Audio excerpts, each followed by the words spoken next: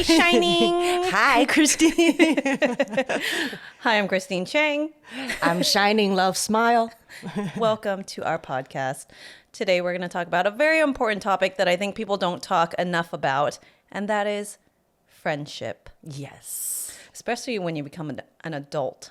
Yeah. Yeah, that's a good conversation to have because I think friendships, they kind of set the tone for a lot of the relationships in your life and the happiness, fulfillment. Exactly. And I notice my mom and my older aunts and some of the older women in my family, they don't really have friends.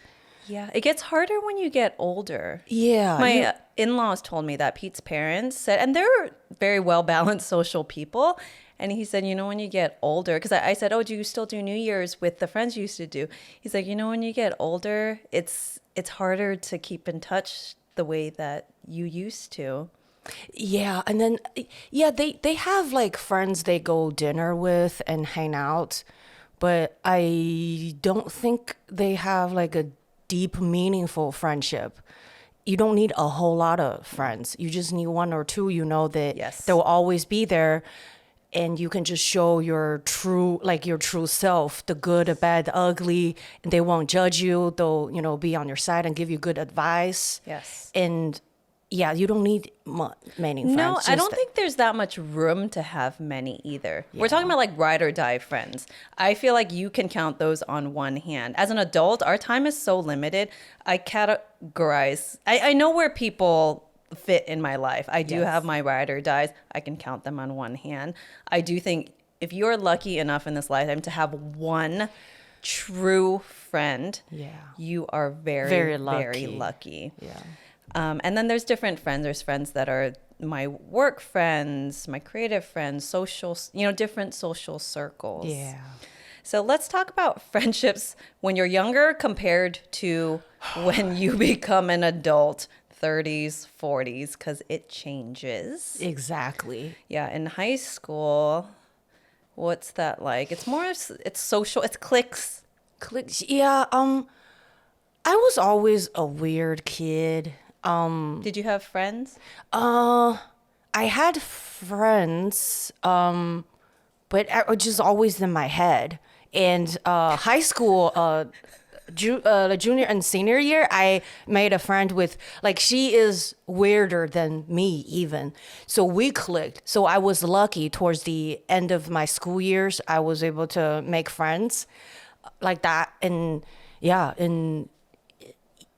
I think, it's all kind of a blur. I didn't have a good school like memories. I wasn't popular or doing like dances or something. I did a school play and sports, but I don't consider myself like, popular with a lot of friends and then like a cheerleader type. No, like that. Yeah, that was similar to me.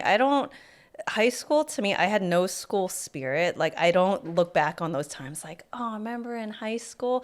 I actually didn't really like high school that much. It wasn't actually till I moved away from home that I felt like I could find me a little more. But yeah, in high school, I don't really talk to anyone anymore. It's like sometimes on Instagram I'll see, and like a couple of them have kids and stuff, so it's nice to see. I did have a best friend up through high school, and we went to college together, and we had a falling out in college. We just grew apart. Yeah, that happens. It happens, and that was painful, huh? It's very painful, and I think it was our early 20s, so I didn't even really know how to handle it or manage it or communicate with her about it. I just know the truth of, her values had changed over time, and mine had as well. And I was done long before I told her anything. So I just checked out and I was done. And I wrote her a letter and I said, I just think we're really different people, da, da, da. And she wrote me a letter back and I just didn't respond to it. Like at that point I was done. It didn't matter what she said. I just knew it was done. And I don't think that's the best way for me to go about it. I just didn't know better. And years later, I apologized to her. Like, I'm sorry if I did that in a really crappy way. It had nothing to do with you. And I always hope she's doing well. Oh, that's nice. Yeah. That's my goal with any like exes or things. Like, I always wish you well. It is what it is. And Were you always like that, or like something resources or tools you picked up for this healthy mindset? Oh, hell no. Like, I wasn't, I was not taught this. I had to go seek it out when I became an adult. Like, how do you have good communications? How do you build healthy relationships? It's one of the reasons I wrote my book, to help women with dating, and told them about all the breakthroughs with my family and stuff, because this is all things I had to learn and continue to learn. And I think coming to the acceptance, and also acknowledging the truth of, I don't think you need to force a friendship. Like some people that have that loyalty, like we've been friends for so long, I can't get rid of this person. But at the same time, do you genuinely have anything in common with them? Do you get energized when you hang out with them, or does it feel draining? Like, what is the truth here? And there is a sadness. No one thinks anything if you have an ex-boyfriend, right? Like, oh, people break up.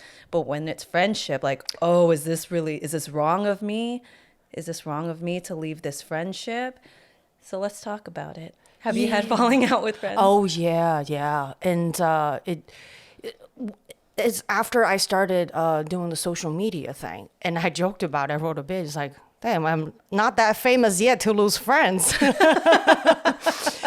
I don't know, has anything to do with that. It's just, in the beginning, when that started, I was angry. Very angry. naturally. It was like I went through the whole like grieving process, and like if I won't first, like I didn't accept that, and I got really angry. It's like, fuck those people, like they don't know, like like I just like no wonder they're like this, and no wonder they failed at this and that, because they're like this, and they wronged me, and then I worked past that, and started to just accept it, and then not blame anything. It's not like he's wrong or am I wrong or anything like that. It happens. And then after a while, I started calming down, like this is normal, and I wish them well. And as soon as I start doing that, I feel more calm. And then I realized you can't hold onto that anger or blame that person, or like for all the fallouts from relationships or ex-boyfriends, anything. If you start blaming the other person, you will get into a very dark and depressed mode, and then it's not good for your headspace. Yes, the forgiveness is for you. Forgiveness is for you, exactly. And a lot of people are saying that, oh, you don't need to forgive, and then this fuels you, and you use that anger to, prove them wrong, and and all that. Like it doesn't work for me. I'm sure like there are some people who like to have that kind of motivation to feel them, to like I'm gonna like prove them wrong, and be more successful than them. Like I the have best that in me for revenge is sure. paper. I have that in me as well. That actually is probably my go-to default, that I want to do that. Yeah. And you're right. It's kind of part of the grieving process. It is, you should actually get mad or annoyed, or like, that hoe, like, look at what she's doing. Like, stupid bitch, I knew. That's part of it. And then you heal and then move forward. So I think that's important to acknowledge. Exactly. And then I learned whatever that triggers you, because sometimes I would drive and I'll see a car that they used to drive, and then that car alone will fucking trigger me. And that's not okay. Because if I go about my life always getting triggered by certain things, I won't perform well, I won't be productive, and it affects me. So how can I improve that? It's got nothing to do like, oh, like I'm the saint and I wish people well. Nah, I want myself to do well. Yeah. And in order to do that, I have to let go and then wish them well. Yeah. And yeah, and that I start getting better, and I still get triggered. Sometimes I think about it, and then like with TV shows or movies, certain line or certain thing that bring you back to that memory, and I now able to catch that before I fall into this loop and deep like a negative loop. I can catch myself before I fell in there. And then I go, you know what? This is like a crazy person. I would pause the TV show and I would say it out loud. Like, we should plug your friend's book, Say It Out Loud. Oh, say it, Vavasvi Kumar, say it out loud. Yeah, so I say it out loud and I go, you know what? I'm in a good, peaceful place. This is all good. Everything happens, like this is normal. I wish people well. I accept. Like try to calm myself down. And and then after I say that out loud and I try to genuinely wish people well. And then as soon as I do that, I'm good. It's like this like internal fulfillment or joy. I don't know if this is a stoner talk, but it really is for me that works the best. If I just wish people well or, focus on the love side in my heart, because, we all have the two, voices, angel and then the demon, and then we have to manage that demonic voice in ourselves. And you can never get rid of it. You can only manage it, and then and focus on the positive and the loving and the side of it. And in return, you will feel much better than using you. I guess you can use that negative voice as a fuel, but when you reach to that point, you need to learn how to manage it and calm down. And Yeah, I just think anything that you hate has a hold on you. I don't like something controlling my life in a negative way. Yeah. So I do my best to close the loops too, which is having the awkward conversation maybe, or, writing the letter just to feel like I completed things, like I did my best. Then I don't, then there's less of a chance of me feeling like guilt or like unresolved things or things like that. But I know that's the most I could do, is let them know how I feel and take responsibility for my part. That's it. How they respond is never in your control, right? So I did that actually after the pandemic. I stopped talking to a couple people because our coping mechanisms were different. People were very limited on emotional space, being able to hold it for another person. And I was just like, these conversations are not productive. Like I feel, like you're trying to control everyone. Like I don't panic in that way. Like my default is more productivity. Like what can I do? And that triggered them. Like, why aren't you mad about this way we are? I'm like, this doesn't make any sense for me. So we stopped talking for a while, and then I think it was like more than a year and a half, because one was getting married, and then and I knew this, and I kind of just accepted, like life happens as well. You get married, you have kids, and sometimes friendship dynamics change. And she reached out to me like a month before her wedding, and she said, because she met her wife through me, like she's like, I just want to thank you.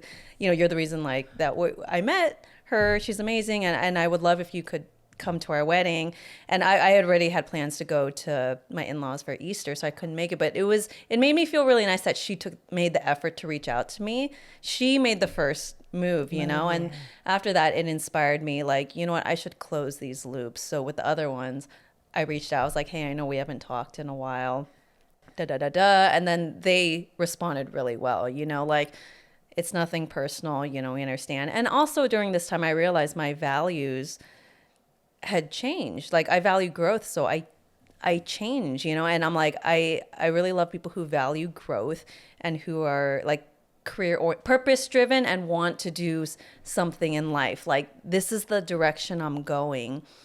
Like, who do I want to be around? Because you're the average of the people you spend the most time with. And I'm very, very careful of who I surround myself with, because you do become like the people that you hang out with, right? And just because someone's nice and kind and you've known them for a long time, I don't like I guess my value is not heavily into like loyalty. I really commend people who do have that quality. But for me, I'm just like, if this isn't lined up, like my truth isn't, some of my friends have kids now. I'm not quite there. Maybe I will be there someday, maybe never. But I don't fucking care to talk about kid stuff all the time. I think this is why it's important, like, to have mom friends. That's why they say, like, make sure you have mom friends. They know what you're going through. You know, for me, I don't want to sit there and like talk about preschools, and it's not interesting to me. So as long as like you don't take it personal, I'm just not there, you know. It is what it is. So I've learned to become more graceful and accepting of the ebbs and flows of life, that especially when you get older, like your priorities change. When people get married, sometimes, you know, the priorities change when they have kids, right? Yeah. But I think closing those loops was huge in terms of healing for me and moving forward. But there is a lot of sadness that comes with it. I think people in general don't talk about enough, especially women. Yeah. I feel guys are in generally like more simple when it comes to this stuff. They have friends from childhood. Yeah, female friendships. I see a lot of like bro podcasts and talking about your female bitches don't have friends because you'll be talking behind their backs and like we know. The female friendships. The friends I used to have are definitely different than what I have now. You know, like a high school drama or, you know, kind of college drama. Definitely, yeah, I was in that place too, where you don't know if you're real good friends. You just kind of share a similar interest, or you like to party, because your priority is different now versus then. And and back then, I felt like it was surface level friendship and social, right? Social, and then definitely and at the same time, like I take accountability too. Back then, I wasn't mature enough to handle disagreement. I was a people pleaser for the longest time because both of my parents actually, they don't like confrontation. Like as much as my dad's short temperament, it just towards his family, me and my mother. But when he's out there with friends and business partners, he won't voice his he won't stand up for his thing. He feels I don't know what to tell this guy. Like he keeps asking me for money. You know, it's like he would. When it comes to this type of situation, he tried to push my mom out there to like, oh, you take drinks for me or this and that, when he didn't want to do certain things. And then so I didn't have a good role model of how to handle confrontation, how to deal with that, and how to like stand up for yourself respectfully. And so my go-to like survival mode is flight or frown. It's like the new thing that therapists say. Frown is like people pleasing. It's like I just smile. And then I just, be happy and then try to make jokes because it falls in line with what I do. And it's like when I walk into a room, the first thing I want to do is being a clown and say some outrageous shit to make people laugh. And then I feel comfortable. And I feel like I don't feel comfortable just being myself. And even if I see something like absurd or there's a hypocrisy in what she's saying, and where she's, talking about, just like all this boy, that boy, and not taking her side of accountability or some shit. Like I held within. I didn't want to say it. And because I was afraid, I'm going to probably lose this friendship, or I might come off as a cunt. Like, should I even say this? Or is it my place to say this? And then I start overthinking. And so I never voiced my opinion on anything. I just pleased people. It's like I had this facade of, I'm chill. But sometimes I do feel strict about certain things, but I don't want to. I felt, is it too much? Will people think, she's picky or something? So I worried about people's opinions a lot. in my early 20s. And a lot of friendships kind of fell apart because of that, because I could not voice my opinion. And that caused a little, it's not their fault. Nobody is obligated to always check in on you and then tailor your sensitivities. And I agree. It's your job. If you're like, I see a lot of young women that just always feel timid, and I see part of me, and I don't know how to like help them out. But I mean, that's the natural process. They'll learn from it, because when you get older, you just don't give a fuck anymore.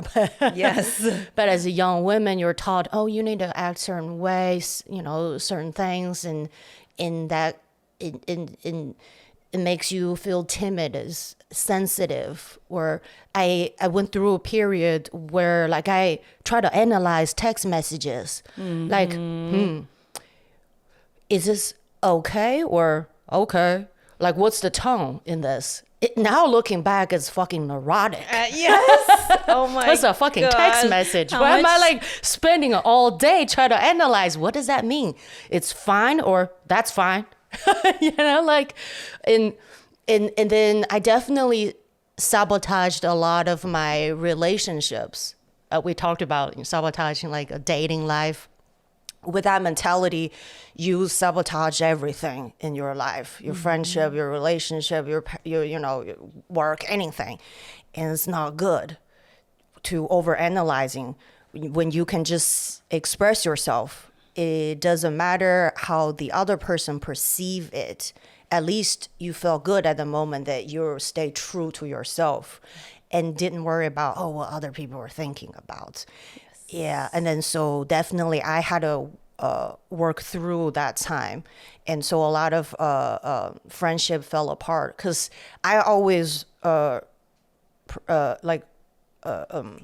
the worst, because in my head, I made it logical. It's like I have to think of the worst scenarios so I can, feel comfortable, so it doesn't surprise me.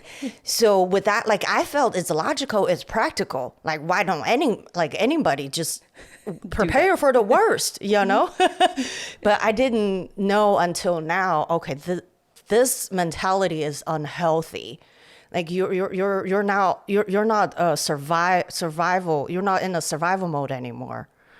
And a lot of friendship fell apart, and I definitely. But my best friend, we had fallout.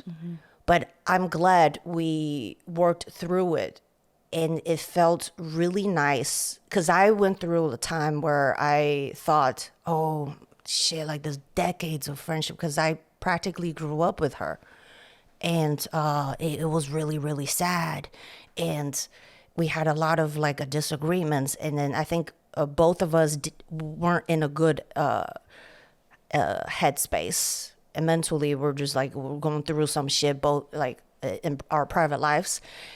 But I'm glad like we took the time to that was the first time like I tried to talk it out, open communication. And then just say, you know what, like, let's just, like, it's like what we're doing right now. We're sitting like this and talk it out. Like all the things that, we felt were hurt by each other.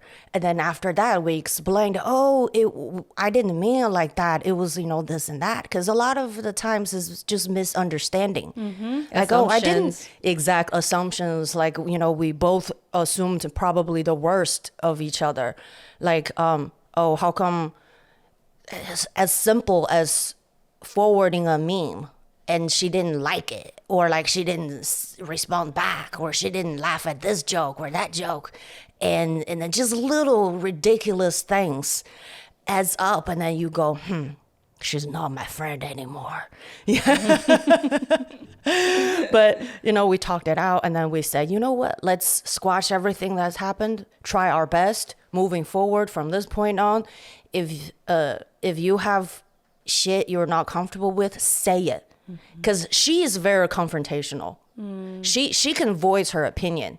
she won't let people take advantage of her or anything like that. And me were the opposite of it. I was always trying to please and then trying to serve and trying to give. And that drained me. And nobody is that nice. Well, that's also just like the best indicator to know whether a relationship is right for you or not. Yeah. Or if something need to be addressed or fixed. You know, Yeah. does it energize you or does it drain you? Also, your nervous system. Like, can you just be calm with this person? Like, oh, there you are. Yeah. That is a good sign. Oh, there you are. Yeah. Same with a life partner too. That's how I feel about Pete. Like, oh, there he is. There's like a sense of home where you feel like you could just be you. It's your chosen family.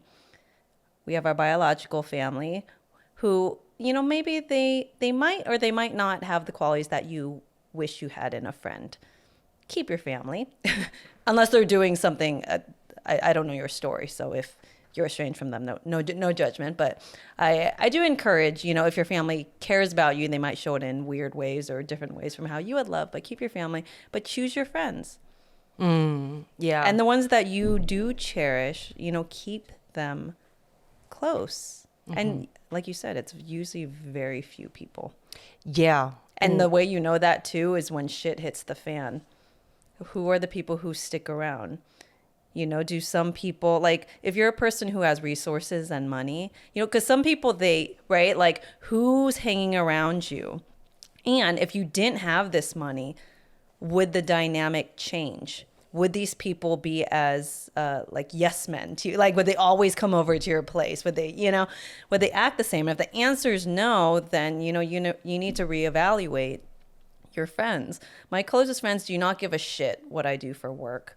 They don't care about the money. It's just, that's how it should be, right? But I do have other groups of friends and everything's transactional, right? So if it's work related, there is a benefit to both parties and to acknowledge that, this is just what it is.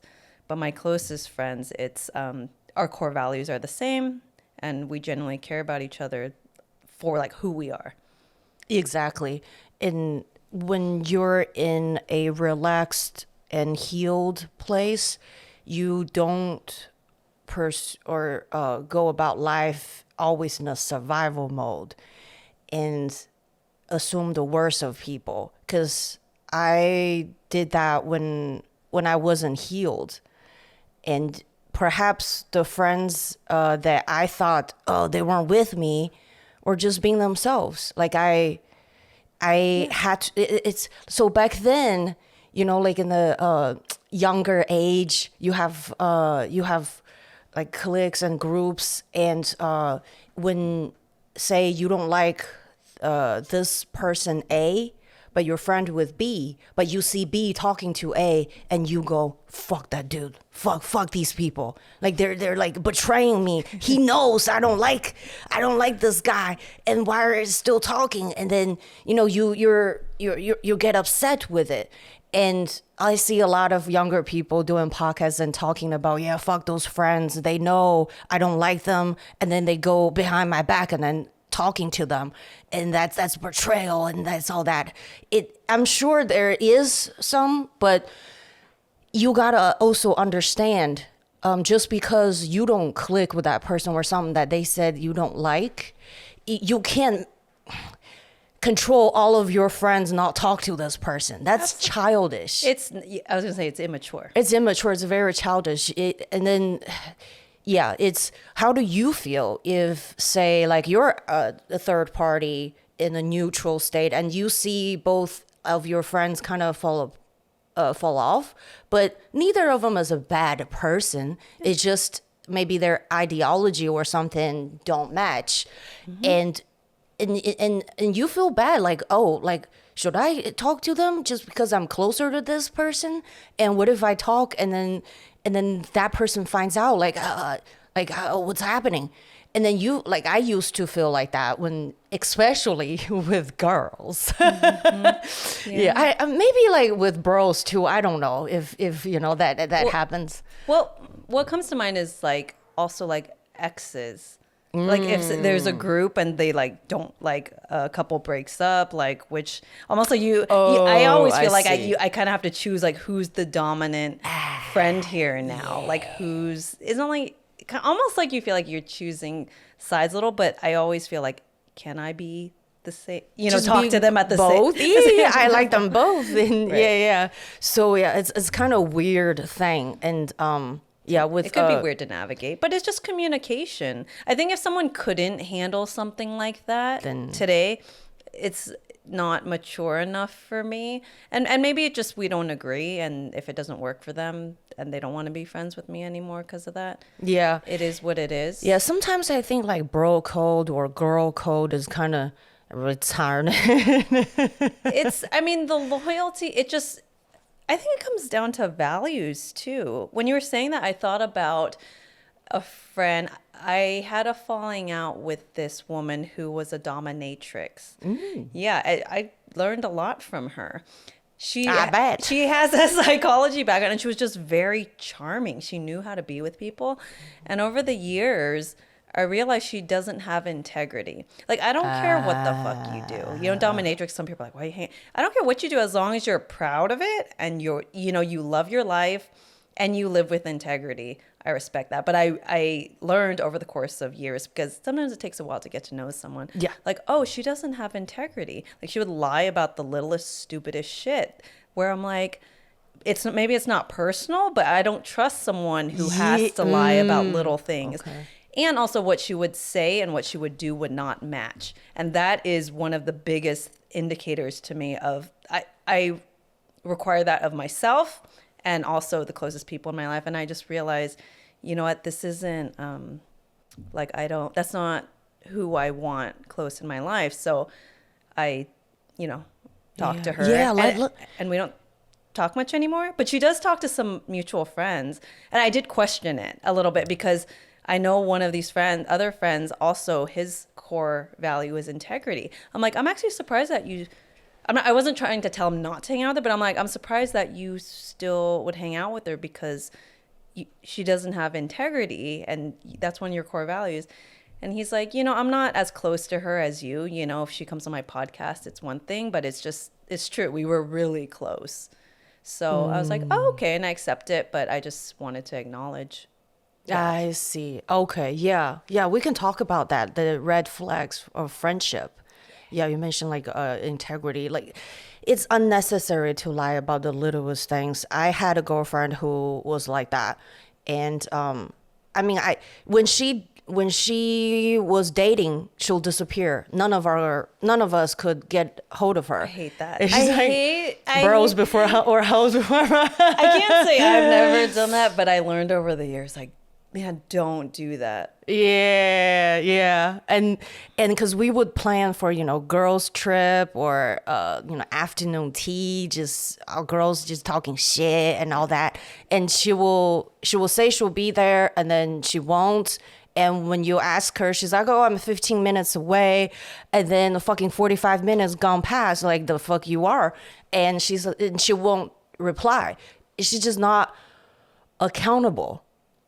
And that's not okay. Like once, twice. I mean, if you get late into our meeting, that's fine.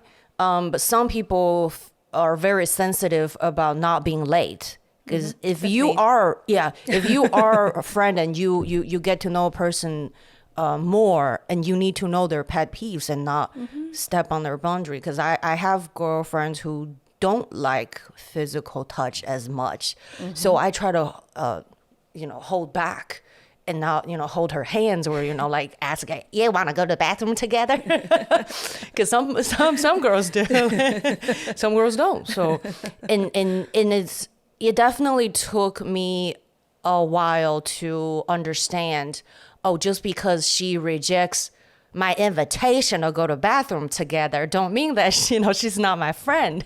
But when you were younger, you kind of like, that's not that's not the type of my girl. Yeah, it's like, yeah. Well, who do you think she is? Like stuck up. I've seen naked bodies.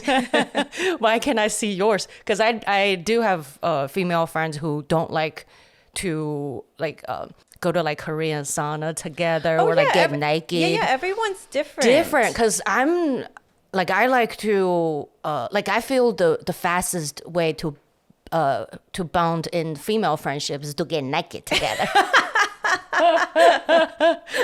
But you know, some girls aren't like They're that. not, yeah, they're more conservative in that Yeah, way. exactly. So you need to like respect these boundaries, and yeah, the red flag number one is don't lie, and at least be smart about it. Don't get caught. I think it comes down to core values because maybe there's some people who are fine with little lies. I'm like, you guys all hang out together Yeah. then.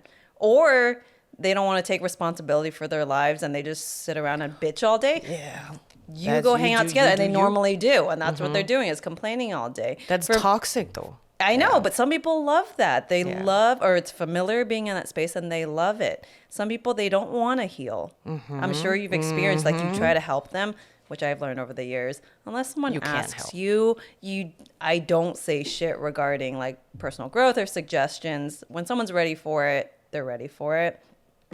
But it just, your values really have to match. Another thing I just thought about is friends that can make fun of you, but when you return that, they won't take it. They can't take a joke, but they will laugh at you.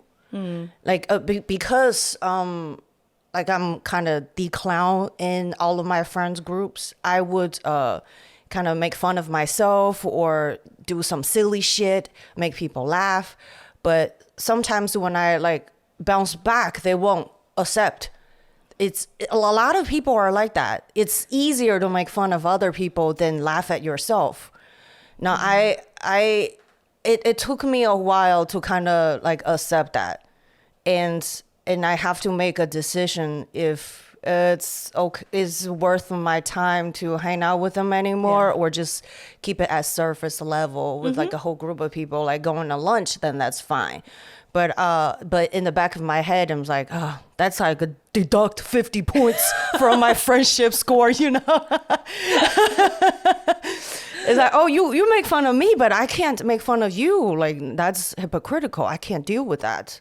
And yeah, that's because of my background, like being, you know, funny. Yeah, I think for me, the deal breakers for true friendships, yeah, the self accountability and self responsibility is very important to me. That you're not just sitting there blaming the world, blaming other people.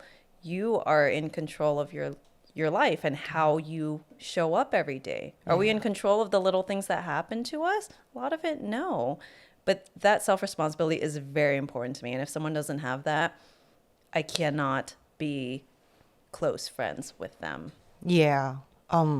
Yeah, that's all of these qualities are, it's not just limited to friends, people you date, people you work with, have close relationship with. Yeah, it like kind of apply across all board. Like people you're invite into your heart and your close circle. Yeah. These are just standard qualities you For you a must. healthy relationship. I will say for me personally, also a regulated nervous system is really important to me because I've taken time to heal. And I get everyone, I have my freakouts. Everyone can have their freakouts. But Tantrum. Yes, tantrums. But I think the number one, the desire to want to do the work to heal and regulate. And then two, because if you're not self-regulated and you're very reactive all the time, some people argue like, I can show that I'm mad, like my emotions are valid, and they absolutely are. But you also have to be aware of how that can impact people around you. Just because someone's your friend doesn't mean they have to take your shit because you're angry and you don't know how to control that. So having an awareness of how you impact other people. If you're about to have a freak out, just be like, I'm fucking pissed right now. I need to Cool off and go outside. Or sometimes I have to apologize after. It's usually to Pete, my husband. Like, I'm so sorry. Like, this morning I bitched to him. I'm like, I'm so sorry. I know it's early And I haven't seen you in 2 weeks, but can I just vent to you really quick about my mom and my family? And he's so lovely for it. But I think that awareness and acknowledgement, instead of everything just like me, and like I get to do this, I can't hang with that. Exactly. Yeah, agreed. Like we all have those moments we want to lash out. And the thing is you self-awareness and apologize and then don't feel like nobody, even your husband or your partner, your closest people in your life are not obligated to take that They at all. aren't. Yeah.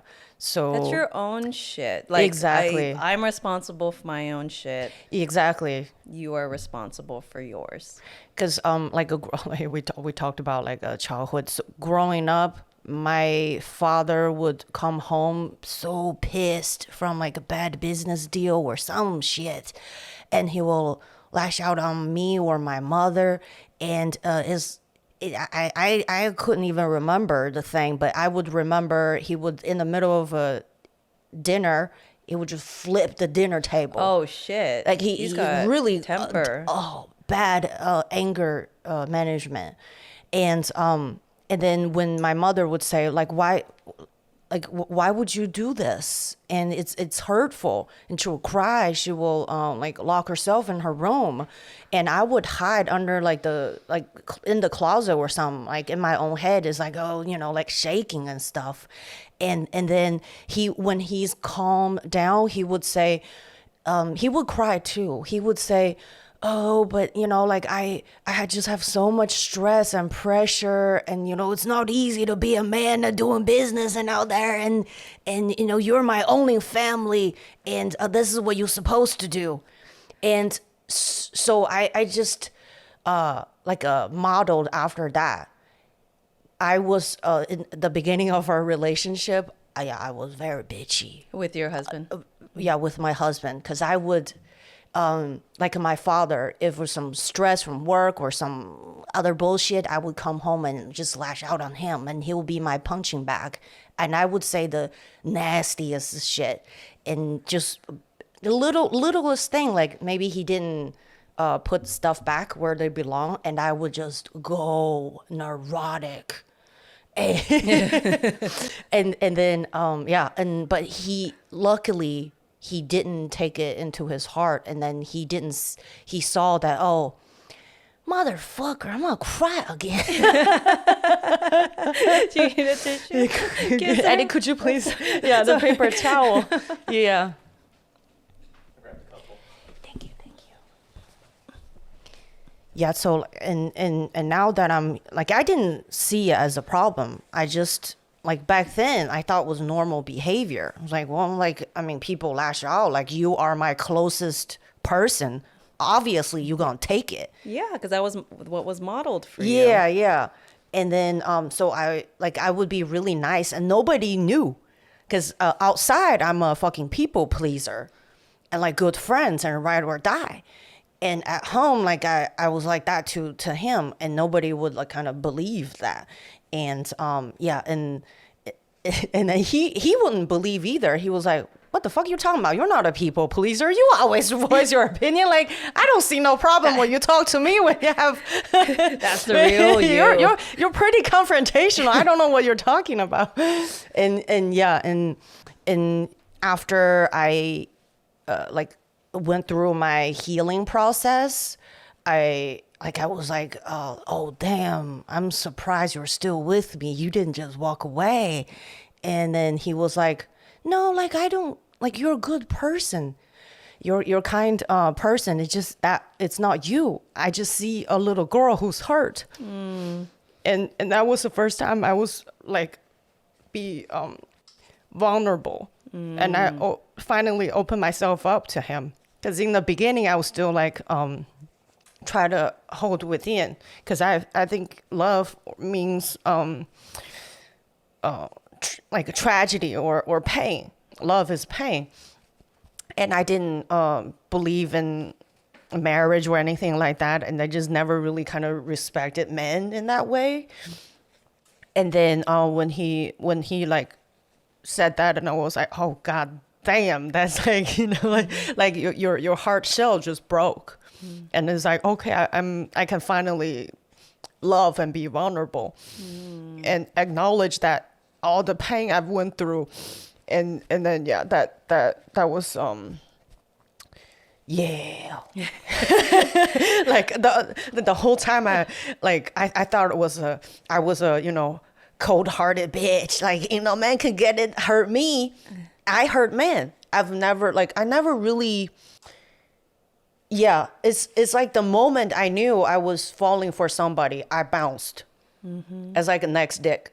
Like I always have things lined up. Like I never allowed myself to open up to love because I knew that shit lead to disaster from the male figures in my life, and he was the only one that didn't leave when I acted out, I would push him. You know what I'm saying? Like, like you're fucking, like, oh God, you're like a white trash trailer shit. Like, like say the racist shit. Yeah, and the nastiest shit. Watching him do that, did that teach you to be more compassionate and patient with other people? Oh with yeah. friends? Oh yeah. Oh yeah. And then so after that, when I see people react like that, I feel, oh, that's not them. Maybe they're going through pain. It helped me to give that back to my parents. And even when my dad is he's still acting out and saying the craziest shit, but I use that that unconditional love that my husband showed me, and then I see this like old man and been through a lot probably, and never knew how to handle his emotions, and he probably had some real bad pain growing up too. And then so I see him like, oh dang, this man is hurt. And I'm his daughter. It is what it is. I can't take it personally for whatever he's saying. And then don't ever, when he's in that space, like I tell myself, don't try to argue, don't try to correct him, let him be, and then he will calm down again. Because for the longest time I try to correct him, like I just tell him, you can't just say that, it's hurtful. And then he will, if I raise my voice just a little bit, oh Lord, there's no coming back from it. That's a nuclear bomb. And now I just kind of ignore and then let him just rant or get over with his temperament. And yeah. I think we talked a lot about, things like deal breakers, things that don't work for us. But I think it's important also to learn where your boundaries are, and also to have tolerance for people for any long-term relationship, because no one's perfect. If you are super rigid, and a lot of high-performing women, they are. And while at work, you can hire and fire and do whatever. If you do that in your life, like cut people out left and right, you're not going to have any friends. Yeah. And that is actually a red flag, that if you can't keep a long-term friendship, one, do you value long-term relationships? And people get really mad when I say it's a red flag if people don't have friends, or like, is it a red flag if someone doesn't have any friends or any long-term friends? I think it's something just to look into. It doesn't mean that there's something wrong with them or they're a bad person, but maybe just to learn a little more, like, did they have growth and then they grew apart? Are they looking for friends now?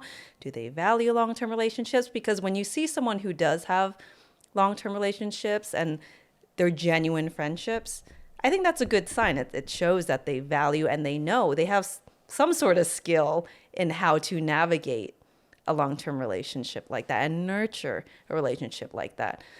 On the other side of the spectrum, it can also be a red flag when people have tons of friends, but all of them are superficial, right? Like they have 100,000 followers on Instagram, but zero friends. Yeah, like one person shows up at your birthday party, or no one, right? They're like, that's also a flag.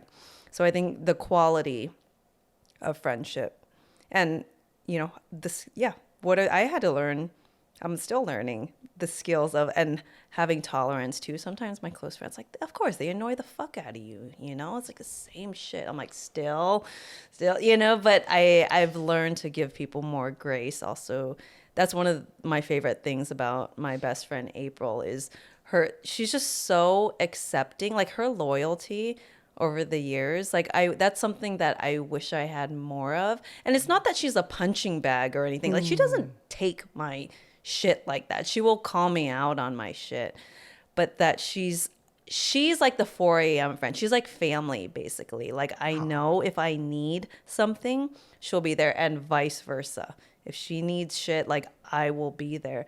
That is such a blessing to have in this world. Yeah. And some people don't know the gift of that. Like some people who don't have friends, they might say like, no one's actually your friend. I'm like, well, maybe you haven't experienced that. There are some people who maybe like will leave or won't be there when it's hard times, but the ones that do, I feel is like family, and it's such. Yeah. I feel very, very lucky to have that. Yeah. To me, like ride or die means, say my bestie says, "Oh, I killed somebody." The first thing is, yo, let's help you to get rid of it, and then help you to like find a way to maybe bounce to Mexico. We can, start like I'm done with Bay Area life too. Like I won't second guess that. Like with my husband too, there are only couple people in my life I would be doing that. Yeah, it's like let's get rid of body together. Like that's ride or die. Yeah. And then also there are friends who say they tell you that, and then you go, yo, don't tell me anything. I'm gonna pretend I didn't hear nothing. And then there's friends, and you go, okay. And then you go ahead and mama call the police. This person is fucking crazy, because you categorize friendship. Yeah. And I think that's important. I act slightly different with different people. I have friends who are really quiet, don't like to talk a lot. So we would just sit or walk in a park or hiking and then say maybe 10 words tops. And then I have friends who even talk more than I do. So I won't, because I like to be in center of attention, if you haven't noticed. and I would kind of step back a little and let this person shine. And because maybe I feel like she needs it more. And then so, yeah, and I have, so I act accordingly. And I also have friends who, with completely different ideology, which is okay too. And you have to, like what you were saying, like you have to know the core values, and the outside of what they believe or whatever different than you. It doesn't mean they're wrong. It's just you believe because your upbringing is different. Mm-hmm. You just believe in different things.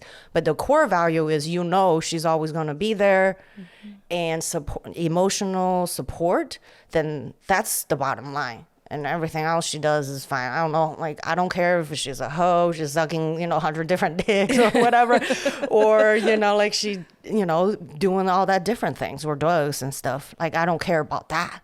Or like if she, she is one party or that party prefers, as long as she's not imposing all that on me. Yes. Then that's okay. Oh, that's a separate conversation. Yeah. Yeah, you believe what you believe. I don't really care. Just don't impose on me. Yes. Yeah. Yeah, except that everyone's different. They're not you. Yeah. Well, to close this out, can we give a few tips, or maybe off your own personal experience of how to make new friends? What have you done to make new friends? Are you even looking for any new friends currently where you are in life? Yes, I've been making it. You're one of my new friends. We are. We met on Instagram. I know. This is like, I feel like an online dating thing. Yeah. Because of doing social media work, I've met many people and then talked offline and even met few of them. So far, all of my experience are very good. I haven't run into like, oh, dang, you're different than what you're portraying online. I like making new friends, and now I actually prefer making new friends at this age, because I feel more calm and secure. And you know who you are. Exactly. And then also I feel like it's a new experience is good. And I'm gonna get like a stoner talk because I feel like your brain, when you're used to some routine and same old friends and same old bullshit, like it's your brain kind of stopped developing. You But when stop you have growing. when you have new experience and new friends and you're like neurons and electrons, I don't know the fuck, kind of like making new waves, links, and it can stimulate different part of your brain that you aren't aware of, and which in turn I think helps me with my creativity. So I like that, and then also I don't feel like I have to hold on to these new friends I'm making, and I'm just chill about it now. Like if it works out, if something happens, we part our ways, and then if we can regroup again, yeah, sure. Like it just let's stay present, and then like in the present moment, we vibe, we love each other, cool. Let's not make too much of it, and then like clingy or depend on them emotionally. Like, oh, like I love you, like a love bombing, friendship love bombing is a thing too. Yeah. I used to do that a lot. It's like, because I was in a bad place, there's a lifeline. I have to hold on to it so tight. And that it's suffocating to other people. And now I'm in a good headspace and I don't feel like, oh dang, why Christine hasn't replied to me? It's been 2 hours. You Like, is are she very mad at me? healthy. Yeah. You're very balanced and healthy. Now. Now, yeah. No, that's nice. I think people because I spent many years doing that introspection too and that work. So I recognize it in someone else. And I think it's, you and I like resonated, like we clicked Yeah. pretty quickly. Very easy work with you and just, hey, do that, it just falls naturally. Yeah, I was just talking to that to my husband. Like I've never really had like older friendship to just being this smooth and easy to talk to. I go for ease in life. Yeah. I mean, if things, of course things come up, but if I usually go for ease and natural, what feels natural. Yeah. I think sometimes I understand relationships take work, but I think if it's consistently like you're stopping, like, what do you mean when you said that? That's Yeah. fucking exhausting. If for That was me, me. That was me by then. It was so. What do you mean? I find it so exhausting. So, what I seek out is ease in Yeah. in relationships. And I agree. I think it's good to keep meeting new people. And especially if you value growth, there's parts of you that are going to change. And I would love more friends in the Asian entertainment scene. That sounds very LA and annoying. But I would love more like content creating friends. Because Yeah. I did a career shift as well. Like I was in photography for over 15 years, very specific to wedding photography. And so now that I'm growing out of it, and I guess that's why you and I are hanging out. Yeah, because my older friends are very stable, like the traditional path, family, kids, engineer, or some analytics work, and just very stable. And it's like it's like rice to me. I need rice because I'm Chinese. But I need, some other spicy things too, like Yes. hot pot or pizza or burger. Yes. And then so those are new friends that give me new experience. Yeah. And I definitely agree. The content creative people are different than 9 to 5 people. And the new vibes, I like it so far. And I'm going to enjoy making these new friends. And the advice, we got to close for this one. Advice, I'd say just be yourself. I know it's people find it so annoying when you say like just be Be yourself, yourself. but that is, if you are yourself, that's when you meet the Exactly. people Yeah. who love you for you. Exactly. Even if you're now an anxious person and you're a little someone- neurotic. Someone for everyone, okay? Yeah, or like you're bipolar, or you're whatever, There- like where you're people pleasing. Just be you at this moment. love and love yourself. love for it, yeah, too. and then you will people who love the you for who you are will stick around, and if not, then no. Because if you put a facade, you're bound to have some real fake friends, because you're not you, and you can't blame other people for being fake, because you're not even authentic yourself. So yeah, just be you. I forgot.